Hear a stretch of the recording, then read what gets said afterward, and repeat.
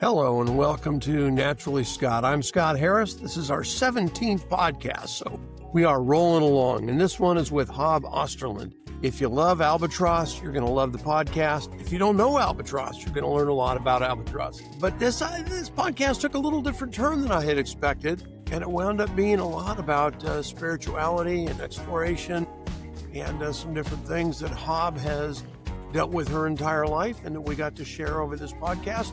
So I think you're going to love it. I think you're going to enjoy getting to meet Hob. I think you're going to enjoy getting to meet Albatross. And I think you're going to enjoy the philosophical and spiritual discussion that Hob and I have. So let's jump right in, have a great time, and enjoy this podcast. Hello and welcome to this edition of Naturally Scott. I'm Scott Harris, and looking forward to today's conversation. I think you guys are going to enjoy meeting Hob Osterlund. Am I pronouncing that right, Osterlund? You are indeed. Okay, perfect. You know what? And I want to ask you, is Hob short for something? I've never known anybody named Hob. No, you don't have to say your name twice when you call. Okay. It's short for a family name, Hobdy, Hobdy. It's just what I've always been called. Okay. And it became my legal name decades ago. Well, fantastic. Well, that's very cool. You're my first Hob. So yes, I enjoy that. I am thrilled and today that Hob... you might be glad, you might be happy it's your last Hob too. Well, let's see how the next little bit goes then. We'll find out, right? Hob has agreed to be a guest on today's podcast, which is fantastic. Hob is also a guest in the book, Why We Love Birds, which I've talked to you guys about before. She is one of the 52 guests. And so I got to know her a little bit through that process and learned a bit. I'll touch on some of that today in our conversation and let her expand on it. For those of you that just can't wait for that book to come out in spring of 27. But Hob is a Safina Center conservationist in residence, a Telly award-winning documentary, Kalama's Journey, which we'll talk about today, the founder of the Kauaʻi Albatross Network. We're going to talk a lot about albatross today. Can't talk to Hob without talking about albatross. But before we do, and actually before we even get into birding, let's back up. You were a nurse for a long time. I was indeed. So I get that it's a kind of a stereotypical path to go from being a nurse to an albatross enthusiast. We'll talk about the difference between enthusiast and expert later as well. But for those who aren't familiar with that traditional path of nurse to albatross, explain it to us, if you would, please. You know, I guess I could answer that question best by saying that my favorite thing has always been reverence, human reverence. And so one of the things that I appreciated best about nursing, that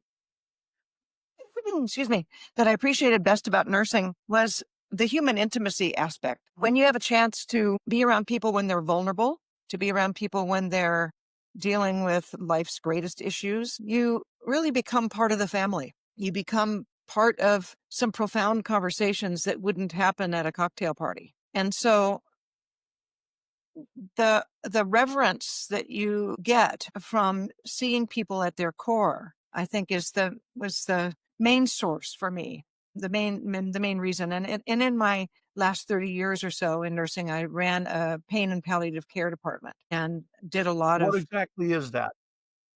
Palliative care usually refers to end of life care, but it also refers to people that have severe chronic illnesses and need assistance with their symptoms in their lives just because the illness is so severe. And pain could be anything. Pain could be cancer pain, fracture pain, trauma pain, any kind of pain we got referrals for. And I did that work at the Queens Medical Center in Honolulu, which is the biggest and, in my opinion, the best hospital in the Pacific. It's a private hospital in the Pacific. And so, you know, all me and then later as my team grew, we all got an opportunity to be in the presence of all kinds of people and in the presence of all kinds of situations, many of which you would not consider to be happy situations. So, but when you show up, maybe you know this from your own healthcare or maybe from your parents' healthcare, when you show up fully with people, and listen to them and respond to what they've told you in a way that makes them feel heard, an automatic door opens and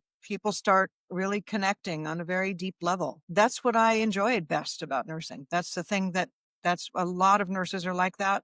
That's it. There's lots of technical skills required and a lot of pharmaceutical skills required, but it's the reverence part. So then when you take a little lateral arabesque from that to nature, and you start talking about how we all who are listening to this broadcast have a deep love for nature, then it's still reverence. And in this case with albatross, it's really me doing all the listening. I mean, you're going to hear me talking about it today, so I'm acting as their ambassador, really. But it's me listening to them to try to understand what their lives are like. What do they need? What can we do to help them? How are they managing this extraordinary life albatross lead? So to me, it's just a different kind of reverence. It was, and both things I felt deeply drawn to. So it's also this listening to your own reverence, your own inner voice that says this is what you should be doing. Okay. Well, Yeah. I'm excited to learn more about that and how that transformation occurred. But before I do, we're going to back up a little bit further. Before Okay. Hawaii and before albatross and before nursing, Okay. there was Northern California and there were homing pigeons. There were. And there was Yes. a young man who decided that young women were more interesting in pigeons, and you Exactly. benefited by that. So tell us how. I don't know exactly how my dad negotiated it, but yes, there was a neighborhood boy. If you're out there, his name was Gerald Prosh. There was a Hello, neighborhood Gerald. with a shout out to Gerald, who had his own pigeon. And I loved his pigeons. I loved to go over in his backyard and visit them and watch him take them out for a flight. And he was years older than I was. I was about 10 at the time.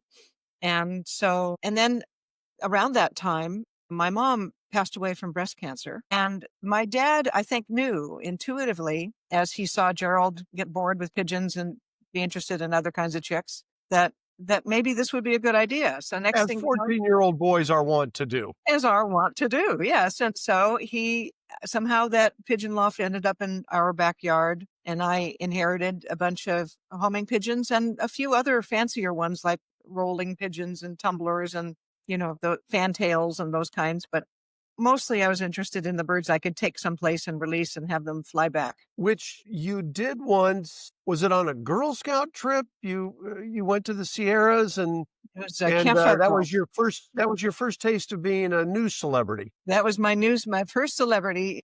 So Campfire Girls Camp in California up in the foothills of the Sierra. And I asked if I could take my pigeons along to release them from there. And they said yes. And somehow it got to the local news reporter who came along on the bus, took a picture of me loading the birds, and then took a picture of me releasing one. And I think you even have that picture. And the bird made it back. And the bird made it home. That's right. Which is an exciting thing. And it meant the peregrine falcons weren't doing their job, but off Yes, you go. Now, exactly. Yes. you are a Carl Safina conservationist in residence. I believe I have that correct. Yes. But that is not your only connection to Carl Safina. Mm, Carl also had a first bird or first love of a bird was a right. homing pigeon. Now, I That's have to right. tell you, I don't know what the odds are when you interview 52 people that two of them are going to have homing pigeons as what is generically called their spark bird. Yes. And then to develop a relationship later, decades later Right. in their non-birding life. Right. That's a bit of an oddity, I would think. Well, I can add to that oddity. Carl and I met because I had founded and was running a Hanalei writers retreat here on Kauaʻi. And I invited Carl to be the visiting faculty one year because of his book, of the Albatross, which had excited me very much. And I thought was so beautifully written. So I invited him. He came, and his wife, then girlfriend, Patricia, came. And we went out to visit some albatross. And about an hour later, after we did that, he called me and he said, "What are you doing on Monday?" Which is the day after the retreat was over. And he said, "'Cause I'd like you to coordinate a wedding." He had asked Patricia to marry him after hanging around with the albatross, which is kind of actually is that has repeated itself with another visiting writer. And so then on Monday, just a few days later, they got married in that house where they were staying for the retreat. And we had an absolute lovely occasion. So homing pigeons, albatross, and marriage. And one-time wedding planner. Yeah. Well, Yeah. and that might be part of your natural progression as you go from nurse to albatross. Maybe you move into wedding planner. I know a lot of people that have done that. That's the path. Well, I'm sure you have. Yes, of course you have. Oh, you know what? So many it's cliche. I'm hesitant.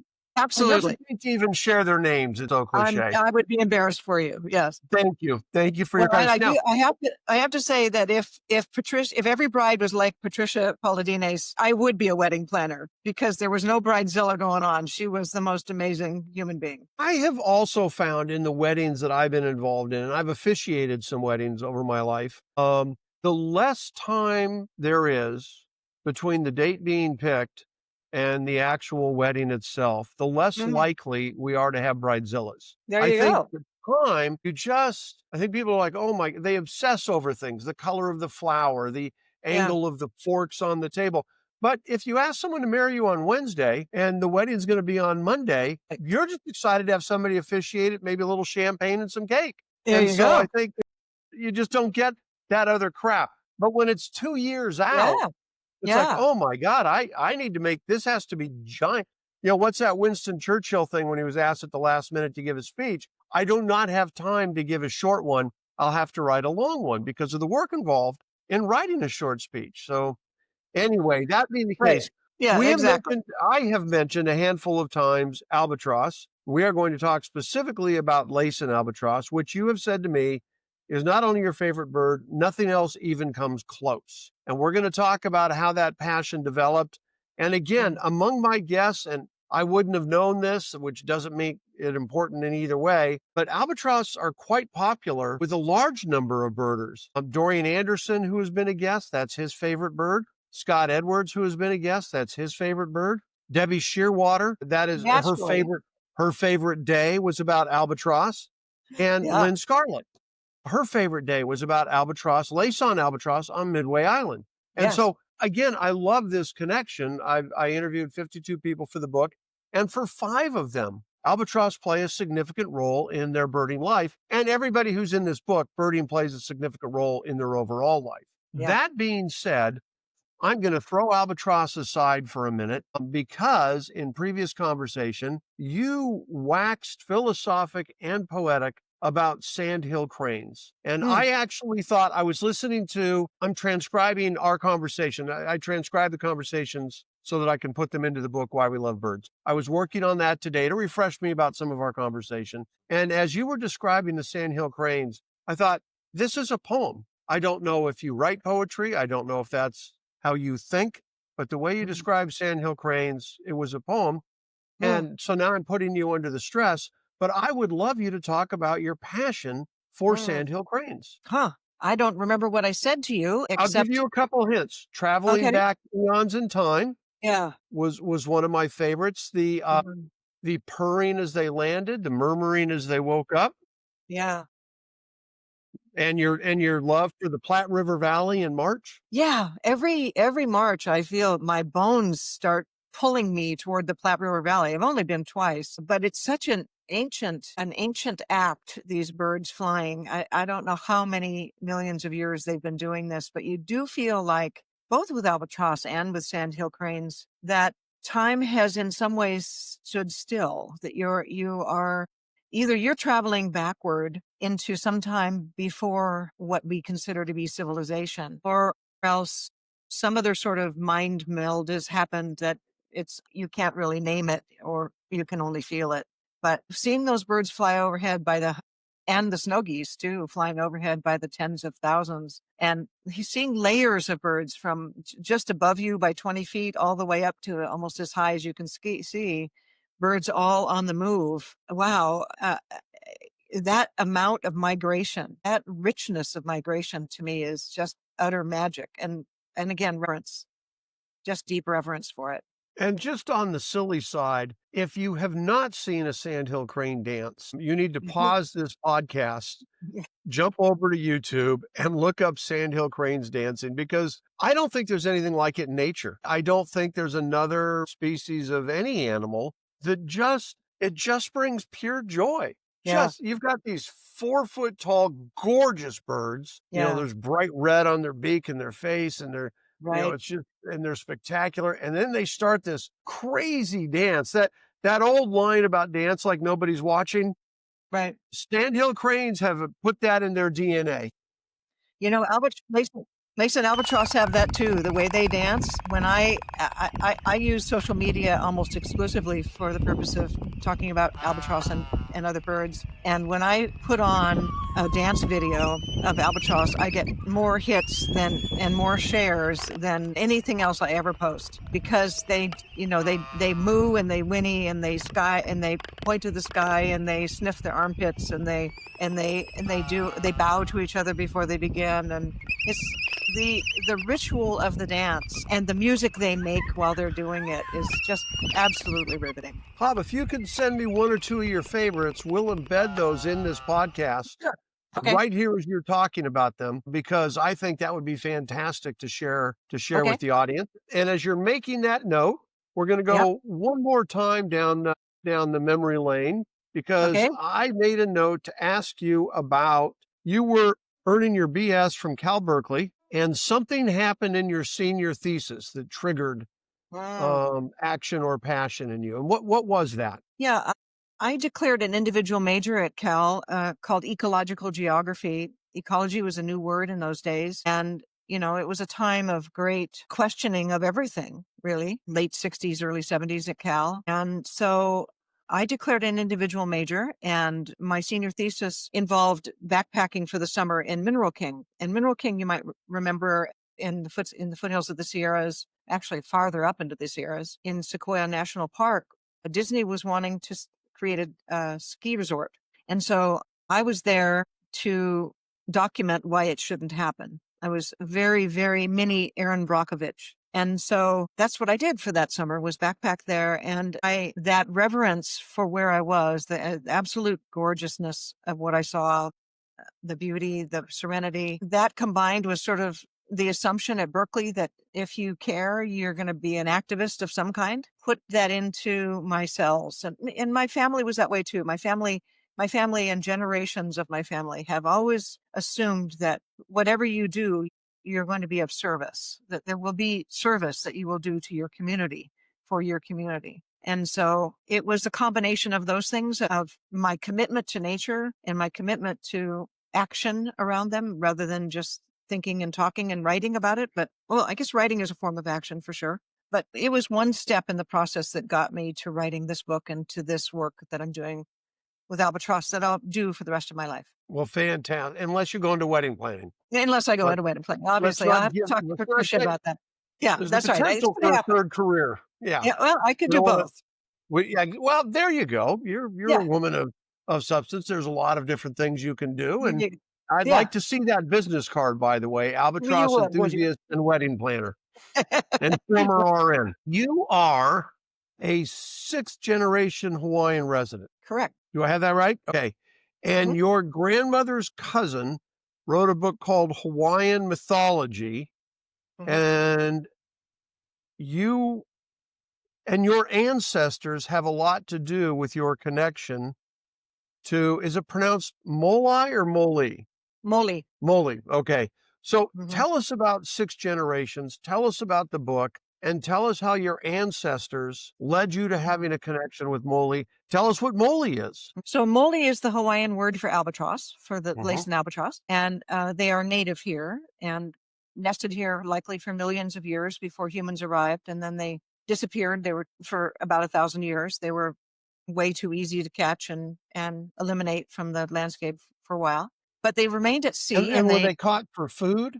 I would imagine for food. The other meaning for the word moli, or some people, it could be pronounced moli as well in Hawaiian. But the other meaning for that word is a tattoo needle. So, and I haven't ever met anyone who can tell me why the wing bone of an albatross is better for tattooing than a chicken bone. But anyway, their wing bones were also used for tats, and tattoos were very big in the Hawaiian cultures. Anyway, but back to Martha Beckwith, my grandmother's cousin, wrote a book called Hawaiian Mythology, putting down what had been an oral tradition into written form, so it could be kept. It's still being published today, and well read. And when I met my first albatross back in the 1970s, when I met my first albatross, I felt a deep connection to them that a lot of people feel, as you noticed. Several of the people that you spoke with feel that way. And when you meet them, you'll feel that way too.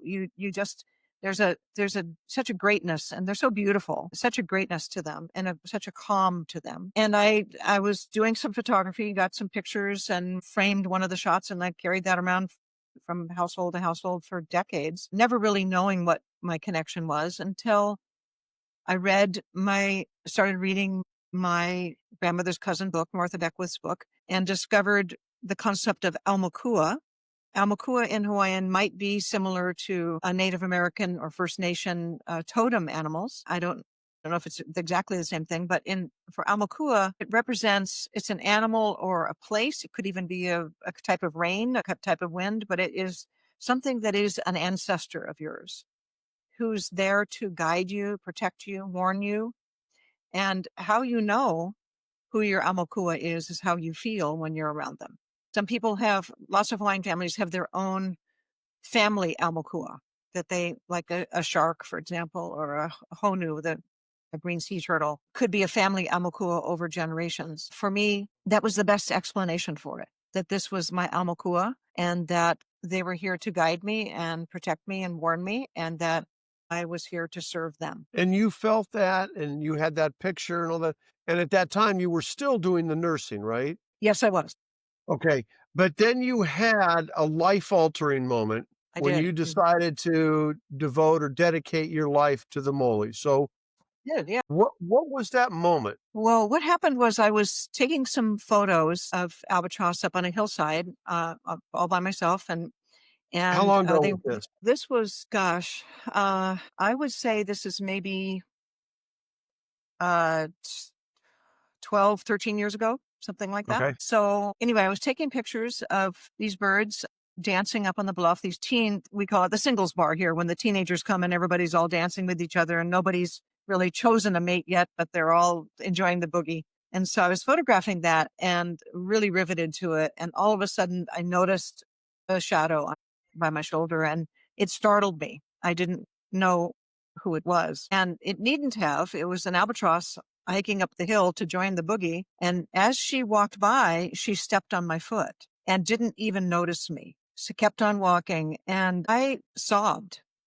I cried with not a painful cry, but a cry of relief and joy, and I didn't have words for it for a while. And then when I realized what it was for me was that, referring back to my mother passing away when I was 10 years old, like most children, I thought it was my fault. Most kids that age will think it was something that they did wrong that made that happen. Otherwise, how could the person that you're the most deeply connected to in the face of the earth just disappear one day? How could such a horrible thing happen unless you did something horribly wrong? And so ever since then, since age 10 to whenever this event happened, decades, I had a deep shame about that, a deep sense of shame that I had murdered my mother, basically. And so I tried all kinds of different ways, healthy and unhealthy, to take care of that. Mostly didn't work. And when that albatross did that, and imagine yourself, whatever wild animal you feel the most connected to,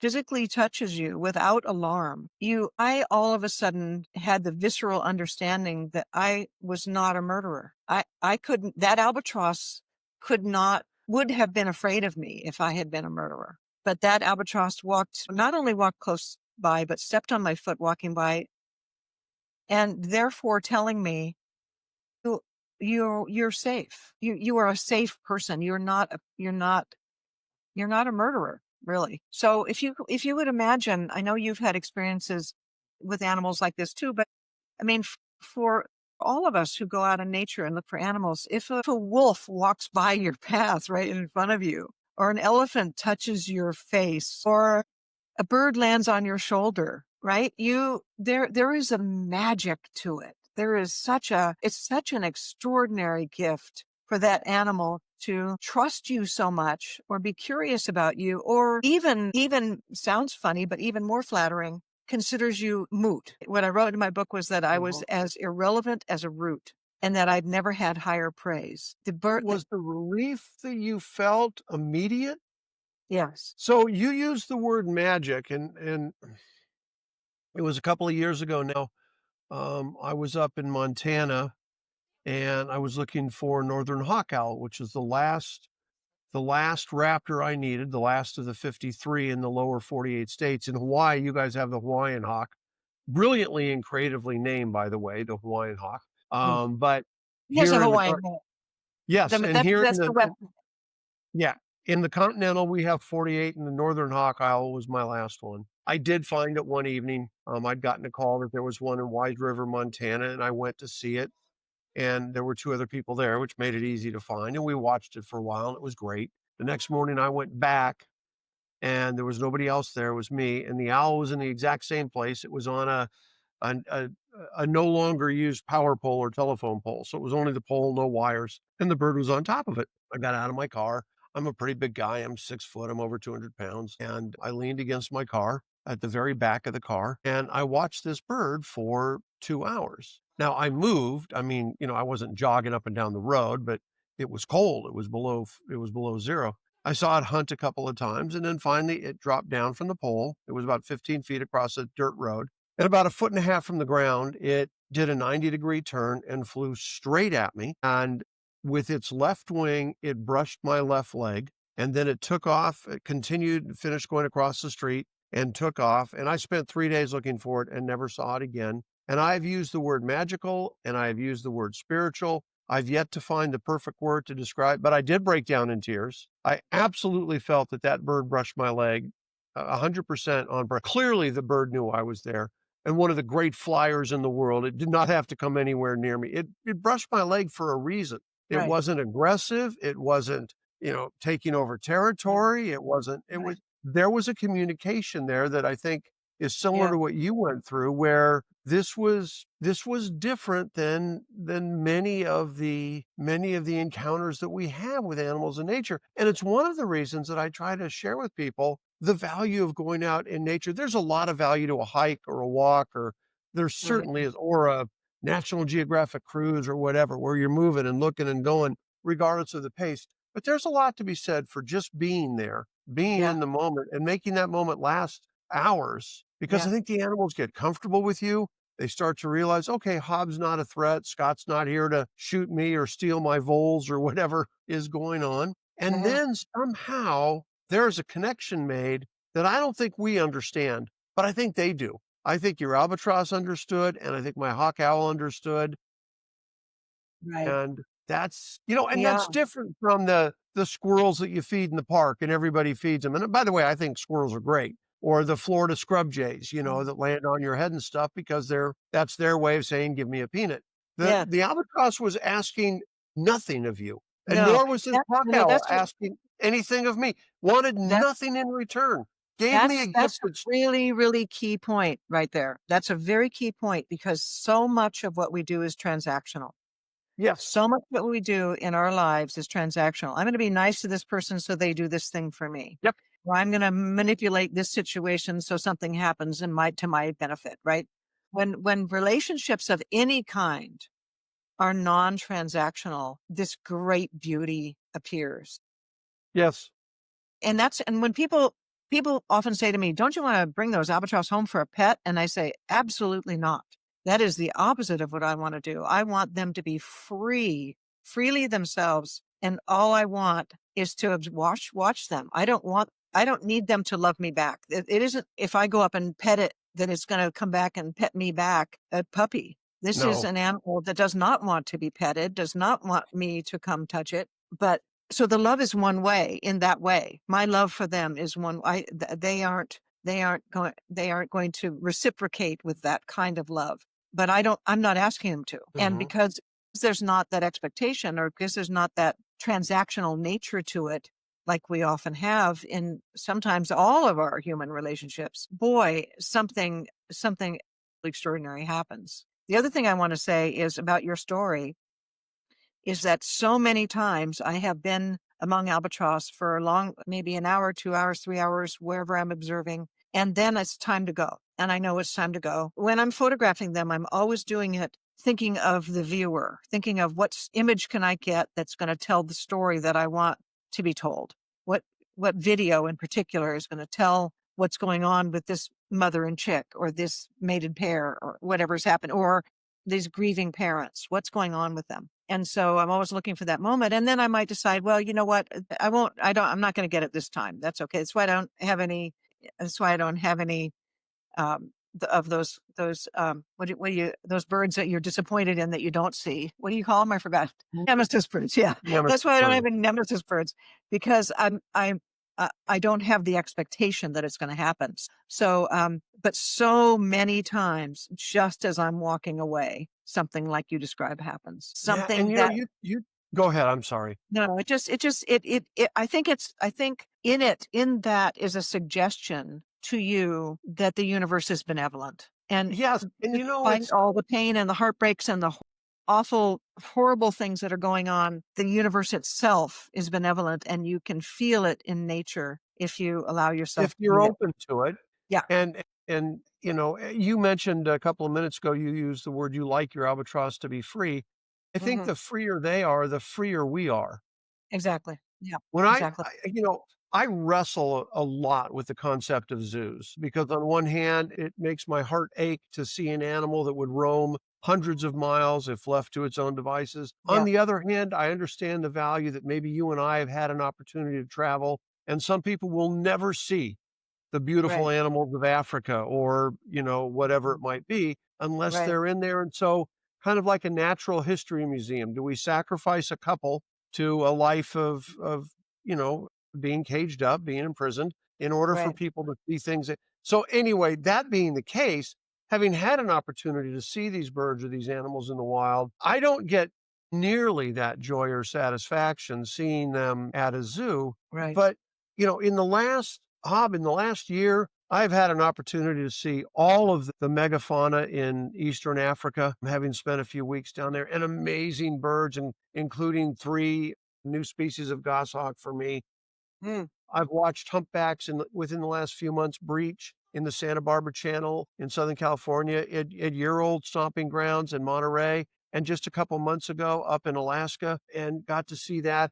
In the last couple weeks, I was in Texas and saw 20 million bats fly out of the Bracken Cave, the largest bat colony in the world. 100,000 bats a minute for 3.5 nonstop hours. And just yesterday, no, it's Friday, Wednesday, I watched elk rut in Rocky Mountain National Park in Colorado. And Yeah, I got there before sunrise, so I got there before anybody else, and I'm watching this, and I'm thinking, my God, all of these things, to use your word, are magical. they are. To see those things in real life, whether it's an albatross dancing or a humpback whale breaching, or Mhm. literally 20 million bats exploding out of a cave, Right. or giant elk, with 7 and 8 point racks battling for the right to a herd of cows, and Right. watching and listening to them bugle. And it's just pure life. It is. It is. It's life at its purest. And I think that Yeah. if Mhm. if I think a person like you, the little bit that I've known you, it didn't have to be albatross. If there had been a different moment in time and a different thing, you could have easily, I believe, fallen in love with a different animal. Might have Yeah, been it could sandhill be. crane. It Uh-huh. It might have could been be. bobcats. Pardon? Yeah, it Yeah, could and I be. just It depends on where you end up. It depends on what your ancestors want of you. It depends on what your culture guides you to. All of that is possible. Absolutely. yeah, So the and then main you're thing about there. all those stories that you described, witnessing all those occasions, like you're doing with all of the work you're doing now, you can't help but want to share it. You don't want No. to own it. You don't want to own it and say, "This is mine. Aren't I special? See, I'm so special because I get to do this." No, it's not like that. You've received an enormous gift, and Yes. so the only thing you can do is share it. I say in my prayers, make me a billionaire, because I would love to give away money. I would love to just send money to whoever I feel like sending money to and just give it all. That's how it feels with the albatross. I want to share their story because I know the vast majority of people will never have a chance to be around them. You're And right, and so you're share it. 100% right. And the stories that I just shared, that I glossed over the surface of in the last year, I'm like a 4-year-old at Christmas, and I have to Yeah. catch myself so it doesn't sound like I'm bragging, or, Mm. guess what I've done that you haven't done. Instead, No. I wanna share the joy. Right. I have been driven to tears multiple times in the last year by the magnificence that I've seen. Yeah. this isn't a way of saying, haha, I've seen it, you haven't. This is No, just no. my way of saying, hey, it's kind of like you with your $1 billion. Let me Hmm. give some of this away. Let me Right, do what I can to right. bring you to a humpback whale or a Yeah, lioness or, right, right. because I leave every time, you know, I haven't shared this on the podcast before, but when I'm out, I do a lot of photography, and I know you do photography. I didn't realize that I was doing this, but when I'm done shooting an animal, whether it's a quick shot of a warbler in a tree or whether I've had an hour to shoot a cheetah in the savannah, when I'm done, I learned about myself that I say out loud, I whisper, thank you. Yeah, I thank the animal every time for me too. being there, for allowing me to participate. It's like Yeah, being a guest in someone's home, right? If I'm on it the is. savannah, It let's is. let's be realistic. I'm there as a guest. And so I just realized that I really am grateful. Yeah. And I have to catch myself so that, because my wife says, honey, if you talk about that too much, it starts to sound a little like bragging, but that's the furthest Mhm. thing from what it is. Mhm. Or I feel that that's the case. Maybe I'm wrong, but That's a very good contemplation and a very good practice because it it can also lead you to actually being pretty silent about them, to letting people have their own experience. Like when I put a video up or I put a photo up of what I'm witnessing, I never tell people how to feel. I never say, "Isn't this sad?" or "Isn't this great?" uh or "Aren't you outraged?" or I don't say anything except stand aside and let you feel what you feel. And I learned that from a therapist friend of mine from Jackson, who told me that 80% of her practice were people that came to her because they couldn't feel enthusiasm for anything. Now, these would be well-to-do people. These would be people who live in Jackson, where there's some of the greatest beauty in this continent. And I thought that was extraordinary. So what is it? What is it that's preventing people from feeling enthusiasm? What can I do to demonstrate, to share the things that I feel enthusiastic about? What can I do to invite you to the fan club? To the yeah. enthusiasm fan club. I call myself, as you know, I call myself a bird enthusiast, an albatross enthusiast, rather than a biologist, because first of all, I'm not a biologist. But secondly, because you think of the word enthuse, it means within God. I It don't think I knew means that. so you look up the root, the entheos, the word entheos means to be in God, or God is within. And I, so I did not know that. Thank you. that's the enthusiasm part. You feel it's, and I'm not talking about religion, as you know. I'm not talking about religion or somebody in the sky. I'm talking about the magic that you describe, the hawk wing touching you flying by, the Or cheetah the that albatross stepping on your foot. the albatross stepping my foot, the cheetah allowing you without eating you for lunch allows you to be an observer. That's a gift. That is a Yes. gift. And so then you get to gratitude. If you recognize it's a gift, you get to gratitude. And the more you get to gratitude, the more magic you feel because look around. I mean, it's absolutely extraordinary. We tend to think of wild animals as being, you know, tigers and leopards and grizzly bears. But that tiny little warbler in your tree, that tiny little house finch in your tree is a wild animal and who Hmm. has a personality and a life and and an opinion about what there is to eat. Especially small birds.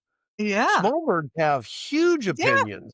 You Yeah, get a they do. raptor, it'll sit around for 4 or 5 hours. You're not sure if it's a statue or a live bird. I know. When you run into a Yeah, wren or a house finch, you are aware constantly of what he or she is thinking and feeling.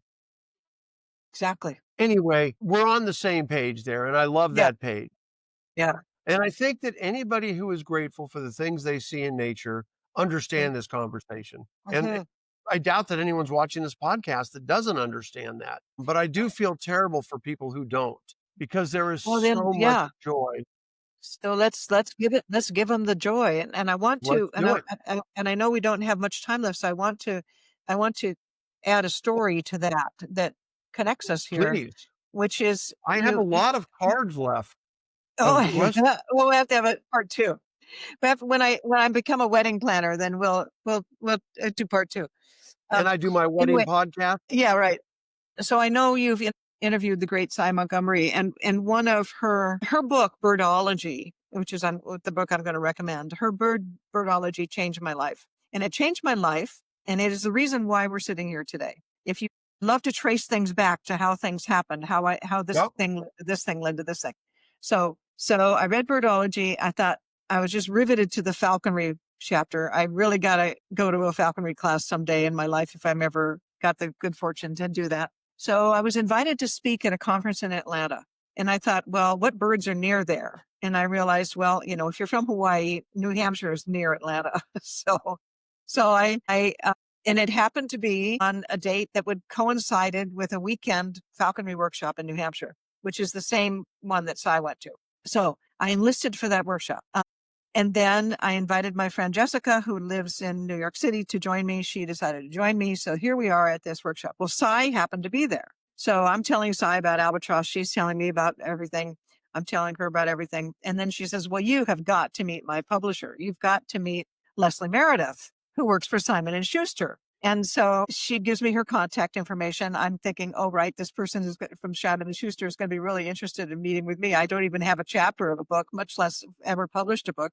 But the magic of Leslie Meredith and the magic of how all this works, I get an appointment with her. I wasn't even considering going to New York City, by the way. I told my friend Jessica, I'm too much of a country bumpkin now. I'm too much of a Kauaʻi Island, low-key, quiet lifestyle person. But when I got an appointment with Leslie Meredith, I'm going to New York City. So then I go stay at Jessica's. I get the appointment with Leslie. Of course, couldn't tell me she was going to publish anything because I didn't have a book. But she looked at That all is a minor drawback. bunch of pictures of albatross on my iPad. She had pictures of herself with birds on the wall. And here we are. Leslie Meredith introduced you and me. She and Carl Savina both said, call Hob. And that's because Leslie and I have stayed in touch all those years. So that was probably 2014. We stayed in touch all that time. I thought she was magnificent. And she was the person that she said, go write this book. Go write this book. So Holy Moly was born. She has been, as you know, she is an agent now. And she is my agent. For those of you that don't know, Leslie Meredith is my agent, which I am thrilled to say. Actually, it's better for me to say that I am her client than that she is my agent. Yes. But she has made for those of you that aren't writers, finding an agent and finding a publisher for most is a nightmare. And for me, it was a dream. I was introduced to Leslie by Lisa White, and Leslie was kind enough to take me on. So I didn't have to go through that process. And then within a week of her sending out notifications about the book that I was working on, Timber Press said, we'd love to have that book. And that's it. I'm aware of the difficulties from everybody else I talk to, but I have not. And by the way, it's kind of like having a northern hawk owl brush against you. Like, I am grateful. I believe in karma. I am grateful. I don't take it for granted. I feel blessed and I'm thrilled. And we're already working on a second book. So there are some exciting things going on. Speaking of books, holy moly, you must have just loved having that as the title. Yes. Albatross and Other Ancestors. Mm-hmm. Is that the book that you went off to write? That's the book I went off to write. Yes, indeed. Tell us about that book. There should be a picture of the book up on the screen now. We'll certainly be adding that, but tell us about that book. So that book, I had been documenting stories of what I'd witnessed albatross families going through, individual albatross, seeing different personalities and seeing how they respond to different challenges in their lives. And so I started writing them down. And the great Brian Doyle, rest his soul, who has written a bunch of books and was the editor at University of Portland, where he worked on the University magazine, said he called me he was one of the faculty on the writing retreats that I had. He called me one day and he goes, Hob D, you have to write this book. And I was working on it. I was working on it because of my time with Leslie. He said, you have to write this book. Nobody else can write this book because very few people have had this experience with albatross. You have to write it because also I do comedy. So you're going to make it funny. It's going to be fun. So you have to write it. And I said, what would I call it? He said, you've been calling it Holy Moly all along. And he said, I can't think of a better book title. Call it Holy Moly. And ultimately, after I wrote it, it was Brian. And after I went through lots of searching for publishers and agents, as you described, not having to do this time, it was Brian who said, I think you should talk to Oregon State University Press. I think you should talk to my buddy Tom Booth over there because I think he'll like this. And so that's how that all happened. So then Oregon State University picked it up. They were magnificent editors and proofreaders. And basically suggested some rearranging of how I've written it, but so it now is a blend of memoir of my own family ancestry and how I got to Hawaii and how I got to be among the albatross, as well as generations of albatross, starting from the very first one that fledged from here in 1979, which was when I felt drawn to move to Hawaii. There you go. I don't know Well, what I else. So think that's so great. then, so and right, as you know, writing a book is hard work, and so and even a crappy book is hard work. So I Yeah, thought, well, I you think it's might as harder. well write a good ones. Yeah, I think that's great. I'm happy to say to people when I sign books for them, I'm happy to say, I promise you a good read, Well, I'm going to because look forward to you signing a copy for me. That'll be a thrill. I do want you to tell me about the Kauaʻi Albatross Network before we go. You've already okay, told me about your book, and Cy will be thrilled. And by the way, in that small world thing, you're not the first one of my podcast guests to pick a Cy Montgomery book. yeah, Maybe instead of this big, broad, nature-based podcast, I should just do a Cy Montgomery podcast. That would get me yeah, going. And by the way, we are going to have to do another one of these because we're not going to be able to talk about the Kauaʻi Wildlife Coalition and hmm Kilometer Journey, but I do want to talk about the Kauaʻi Albatross Network. But before that, tell me about Ivy Push RN. Oh my goodness. Okay, so Ivy Push RN is a comedy character that I do, and here in Hawaii, many people are mixed race. So Ivy Push is English, Irish, Scottish, Hawaiian, Chinese, Portuguese, and she speaks In in in the seven pigeon of words. the Hawaiian language, in the pigeon of the Hawaiian Islands. And my whole goal with Ivy Push was to make nursing more visible, because most people don't have the slightest clue what nurses do and what heroes they are, what absolutely incredible heroes nurses are. I cannot tell you how much I love and admire the people in that profession. And you see, when you see news broadcasts, you're going to see a quote from what talking about vaccinations. Well, here's what the American Pediatric Association says, and here's what the American Medical Association says. But rarely do you hear anybody say, here's what the American Nursing Association says, and we are 5 million of us. There's 5 times as many nurses as there are doctors in this country.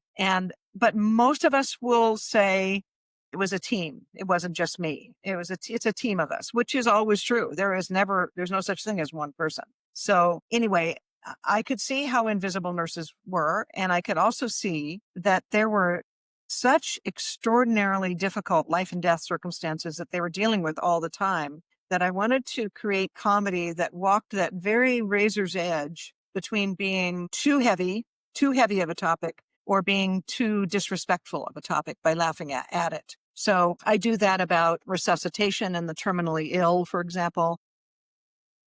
A common comedy subject, by the way. I Well, mean, that it is in hospitals.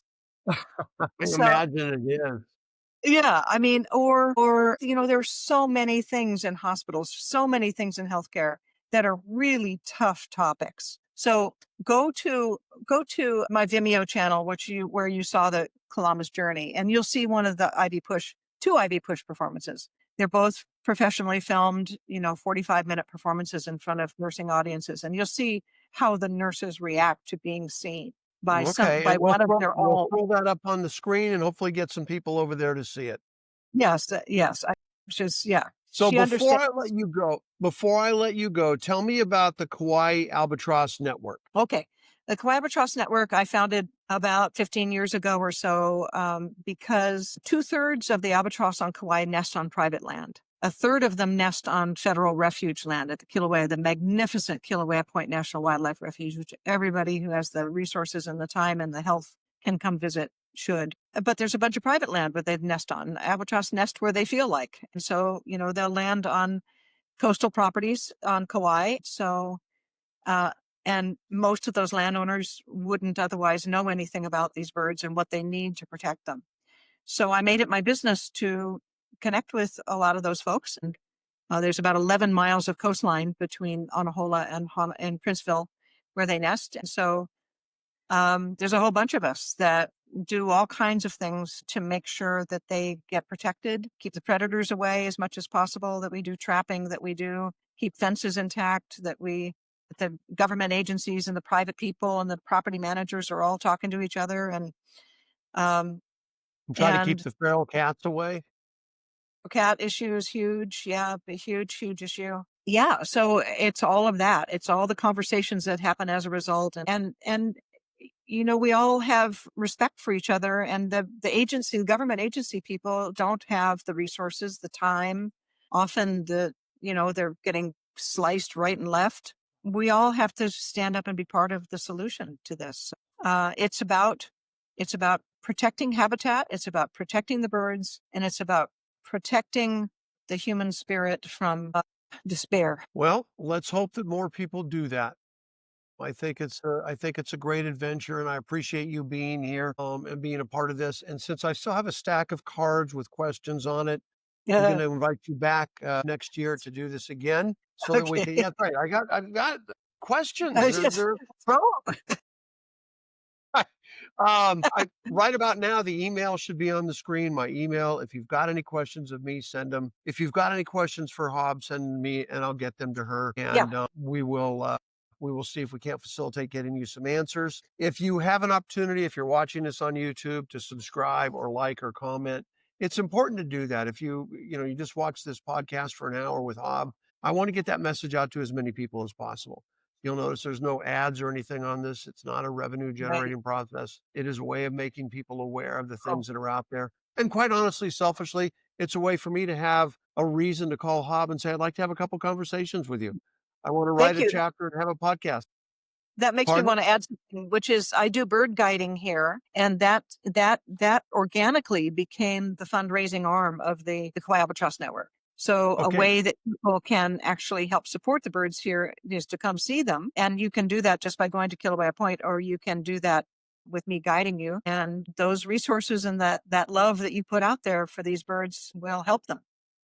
Hob, when we're done here, send me the contact information that you want to share, and I'll put Okay. that on the screen right now as well, so Okay. that somebody can immediately do that if they have an interest in that. I'm Okay. going to do field notes after this. If you're a regular viewer, you'll know I do about a 10-minute segment on something, an animal, a bird, a park. Today's pretty easy. We're going to do Laysan Albatross. So Yeah. I'm gonna throw that together and hope that I get it right, so that Hob doesn't call and say, "Yeah, great effort, but you really screwed that up." They're not left-handed, or they're not blue, or whatever I Well, said. here's what you're going to be tempted to say, because this is what everybody says, that they mate for life always. And I'm here to tell And you that what I say now to my clients is that they mate for life except when they don't. We've seen lots of exceptions. We've seen okay. quite a few threesomes, and we have here in Hawaii, we have any colony between 20 and 40% are female pairs, but that's a whole nother story. And so it's not always what you think it is out there. Well, you maybe saved me from embarrassing myself a little bit. So now I'm going to sound really smart talking about they don't always mate for life. I mean, I'm going to look sharp, like I've been out there studying. So thank you very much. Right.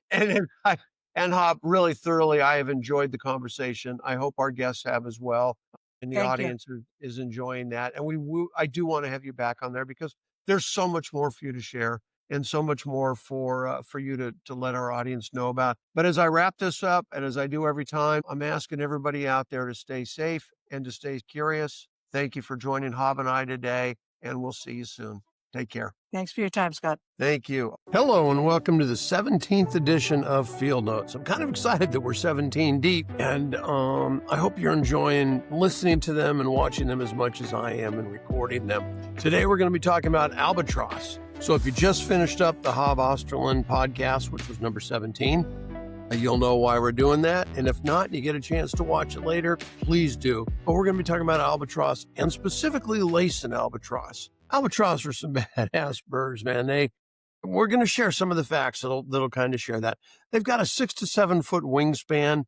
They've got a body length of about 2.5 feet, and they weigh somewhere under 10 pounds. They're good sized birds, not massive, but pretty good.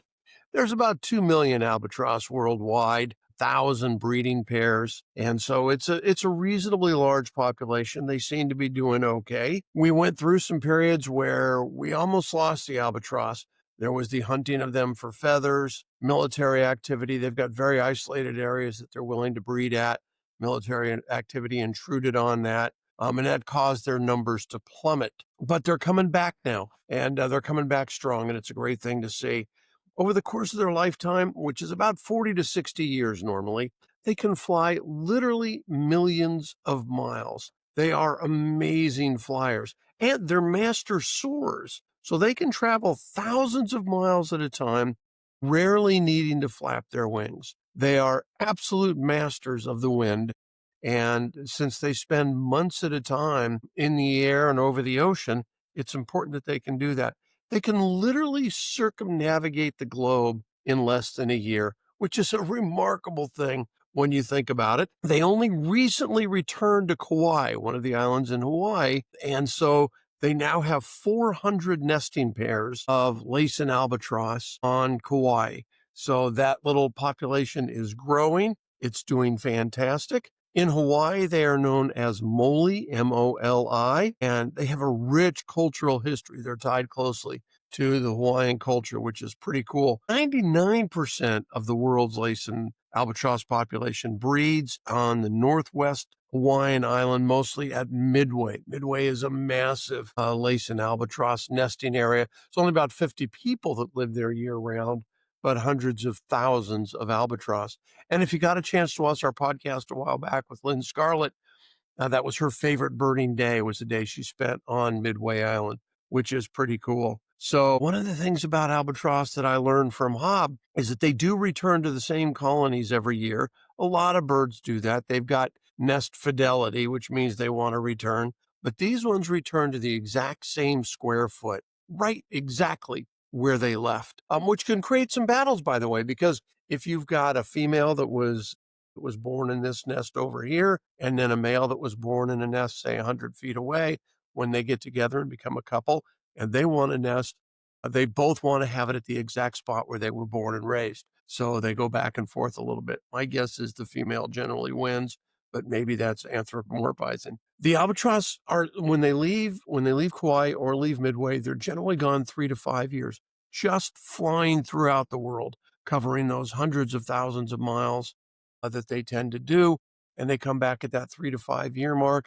They don't actually breed, but they begin the courtship. They learn how to dance and they socialize and they click and they clack and they purr and they just do some wild stuff, which is great. They do begin breeding at 7 to 9 years. With the breeding season, they come back to the islands normally in November, and that lasts until July. They take a long time to take care of those babies before their chicks fledge, and then the adults take back to the sky, which is fantastic. Now, after the adults have raised a chick and fledge it, when the fledge is when the bird reaches the stage where it can healthily leave the nest, the adults may take a sabbatical year, and because it's a lot of work, it's a lot of effort. So they might go back out and replenish for 2 years. Their courtship dances, when you watch a Laysan albatross courtship dance, their head bobs, they clack, their necks are straining toward the sky, and right in the middle of it, they'll stop and preen themselves, but it's pretty cool. And as Hob says, she wanted me to be very clear about this, as the Laysan albatross expert, having devoted the last 15 years of her life to that, albatross are famous for mating for life. And Hob says they do that until they don't, and they don't always. Sometimes they split up and then get back together a couple of years later. Sometimes they have female parents, and so there'll be 2 female albatross raising the eggs. Sometimes there are 3 parents raising the eggs, and Hob says that is always 2 females and a male, which is kind of cool. There is an albatross out there that is very, very famous. Wisdom was confirmed alive as recently as February of 2025. It is the oldest known wild bird, not just the oldest known albatross, the oldest known wild bird in the world. It is close to 75 years old, and this past year it had a chick. That's pretty cool. The dangers that albatross face on land in Kauaʻi: dogs, cats, and rats. There are a lot of people working in Kauaʻi to put fences up and prevent that from happening. Some public-private partnerships, there are things going on. But dogs, cats, and rats have a way of getting at something that they want to kill. And so, unfortunately, they're able to do that with a painful regularity. Out at sea, there's no natural predators for albatross, but long-line fishing hooks can kill them off, ingesting plastic can kill them off, and overall pollution can kill them off. And it's a terrible thing that we might lose those. Now, when they're out at sea, what are they eating? Predominantly squid. but they also eat flying fish eggs, they eat small fish, they eat crustaceans, and they scavenge carrion when they find it out in the open ocean. So they'll eat a variety of things. I had mentioned Lynn Scartle earlier and her great day that she had on Midway Island. That was episode number 11, if you get a chance to watch that. And again, if you haven't seen it, episode 17, Hob Osterlund, all about albatross. So thank you for listening today. I really hope you enjoyed it. Albatross are a blast. And I've given you 10 minutes on albatross. Hob Osterlund and others have given you years and years and years in a lifetime. There is so much to learn. But we've at least scratched the surface and shared some information. If you get a chance to subscribe to the channel, really do appreciate it. Drop a couple of comments or click a like. The more of those we get, the larger audience we get, and the more we can share the types of things that we're discovering and having some fun with. And as always, stay safe and stay curious. Thank you for listening.